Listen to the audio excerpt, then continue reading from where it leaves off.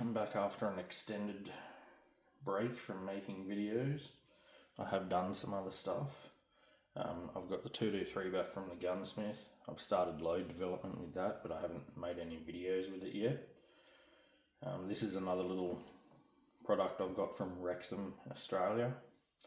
This is to replace my Lyman case prep center, which shit itself. This is an interesting little design in that it has its replaceable drive bushings, which look like they're 3D printed.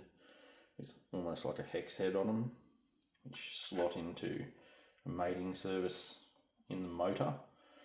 It's got this little tray that comes out that holds some of these in, like it holds the brush one in so that the brush can't pull out when you remove it, and they just slot in. You could use it without this, but you'd want to use it with this to catch the brass shavings.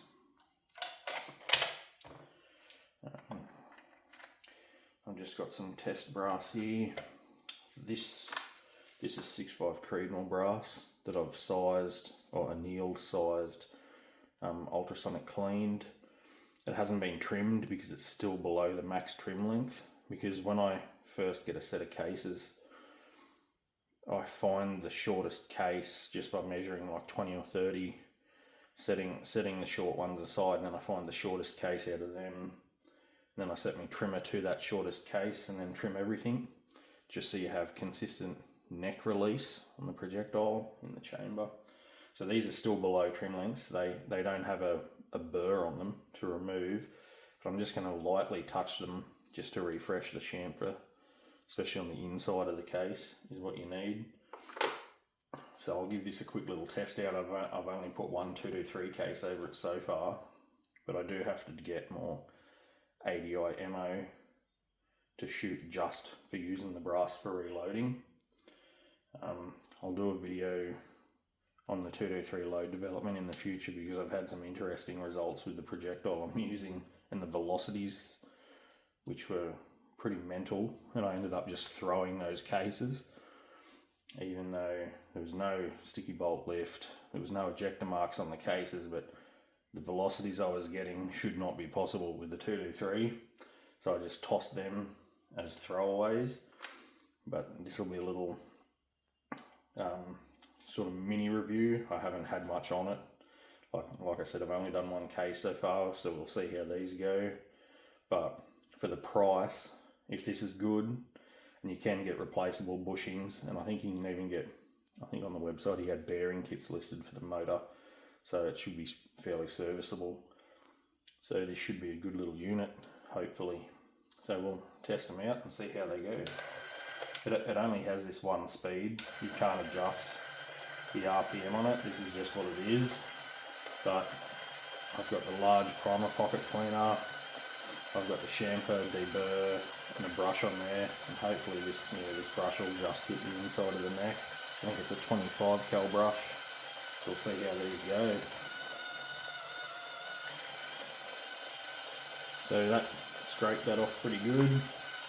The ultrasonic cleaner gets a fair amount of the junk out anyway. Like I said, we only need just to refresh that. It doesn't need, you're not actually cutting a burr off it.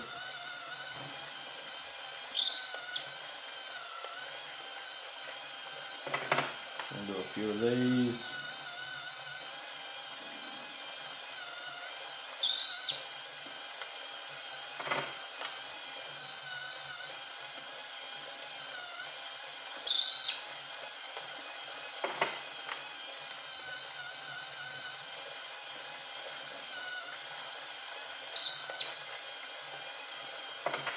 What I'm going to do is stop this. I don't like this setup, so I'm going to switch that to the front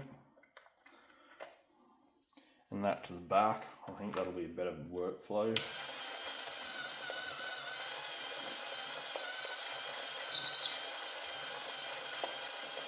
Probably can. Let me step behind the camera here and see if I can get this to focus. See, I'm not cutting a burr. All I'm doing is just making sure that that inside chamfer's there after it's been fired, sized, especially with it being pulled back through the expander in the Forster full length die. I don't know if I can get rid of focus. So I'm only just touching it. I don't actually want to, it's not like cutting a burr, I can actually see the shavings coming off it. And even that's probably too much. Now we just need to touch it to make sure that angle is still there. The smooth seating.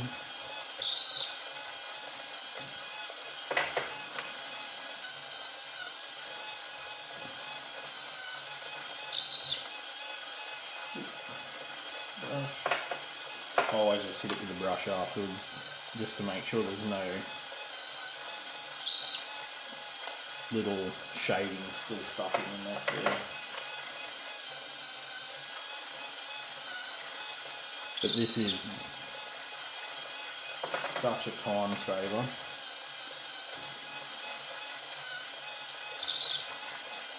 I have gone to using a K&M Precision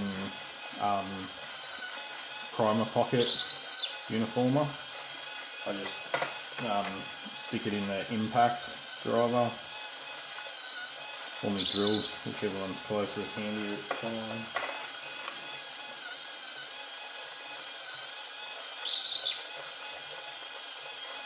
See if I can get this primer pocket. There we go. It's good enough. You don't even need to really clean them. It's more just a make you feel better thing.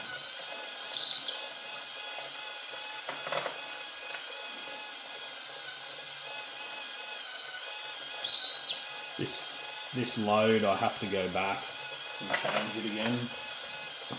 I can't remember if I made a video about after I'd finalised the load, the seating depth testing. It had, because I moved the seating depth so much during the testing, it's taken me out of the powder load node. What is a better description?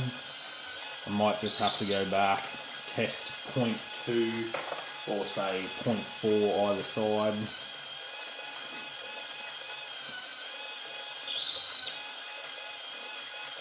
And then see what my SDs are like then,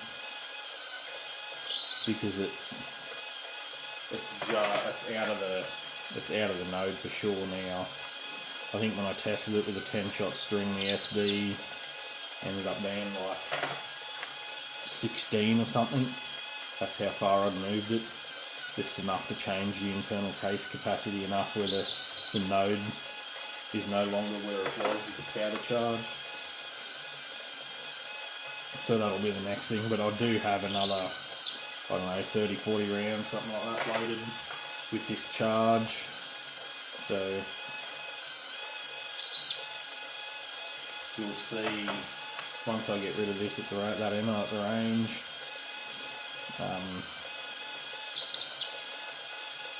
we'll see the testing on this. I suppose I might do another video, but it's still, mind you, this thing will still shoot one hole groups. How it is, if I can shoot good on the day, it'll shoot one hole groups.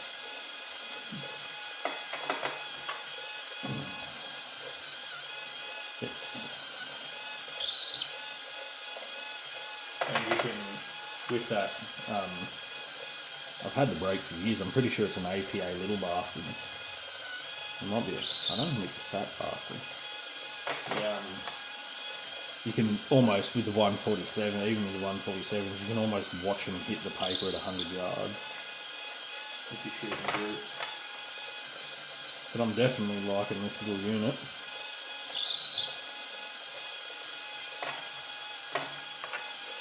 With these little bushings that the tools screw into, one recommendation, which you can buy off him, you can just buy those bushings like I said. That would be my recommendation. Buy a bushing for each particular tool you want, for each brush that you're going to put on here, because when I had the small primer pocket cleaner on here this morning before I started filming. When I changed it to the large primer pocket cleaner, you can when you're screwing them in, because they're only plastic, you're screwing it in and you can tell that it gets looser each time you change the tooling that's in it. So it would definitely, turn that off, it would definitely be a better idea to have a separate tool for each one of these that you're going to screw into that bushing, or have a separate bushing for each tool that you're going to screw in, sorry.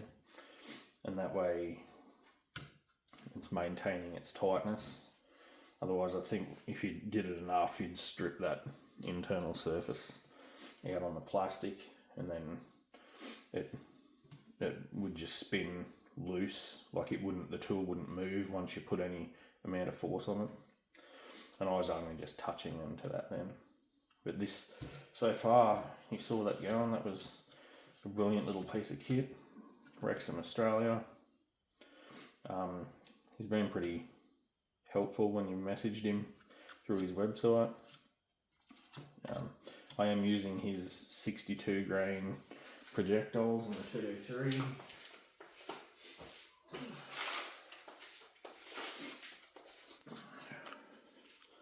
That's them there.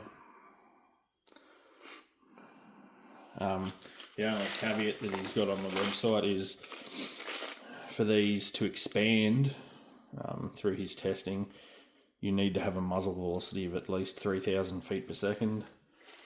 I got there with 206H, and the other powder that I tested was 2208, and like I was saying, I had some pretty stupid velocities. Like 2206 hit 3,000, I think it was 3,030, something like that, feet per second. 2208 on the other hand hit almost 3,200 feet per second, which shouldn't really be possible. So ended up scrapping that brass. The primers were very flat. There was no ejector marks on the case head. There's no sticky bolt lift though. But I just thought, it's probably better to just scrap that brass and test lower nodes. Mind you, this was within ADI book data, but it was a 63 grain Sierra soft point or something that data was for. And I thought, okay, they're a 62 grain, there's only 1 grain difference and they're lighter, if anything. So I used that. It fit in the case fine, using the Area 419 funnel kit, but they're drop tube as well. I used that with the 206H loads as well, which were within ADI load data. And it fit in the case fine. It was only just slightly compressed, like you could hear a couple of kernels shaking around when you shook the cases after seating the projectile. But yeah, that was cooking. So I loaded up a lower set of charges with that, but stupidly I never joined the two sets of load data with each other. I stopped short on the next set. So what I need to do now is go back with 22H again and join the first setup, which were really fast, and the lower setup that I loaded, so they actually meet, so I can see if I can find a node in that window, because I was just short of 3,000 feet a second with the lower set of loads I did with 2208. So we'll see how that goes anyway, but I'll do that again. I might make a video on that when I do that, or once I've found a node, I might start doing a video on the seating depth testing, but we'll see. Anyway, that's a quick little catch up and review on the Rexem Australia Case Prep Center. That's good so far. Definitely saves you a lot of time compared to doing this by hand like I was having to do.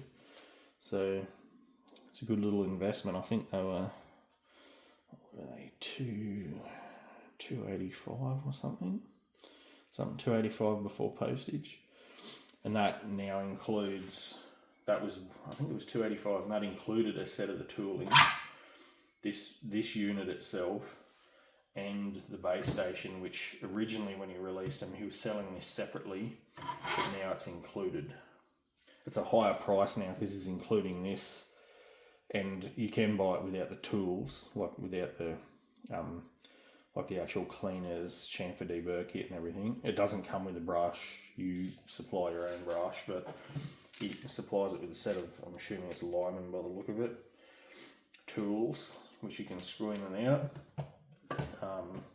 It does, the tooling that he provides doesn't include primer pocket uniformers, but like I said, I've gone to K&M Precision adjustable uniformers, which I don't adjust, I just leave them set to how they set them for their proper depth, what they reckon the proper depth is. And then I just go through, and that's easy enough to just go through and punch out 100 pieces of brass at a time. It's fairly quick doing it that way. Anyway, it achieves pretty good results by the look of that. Anyway, I'll catch you in the next one, whenever I make it.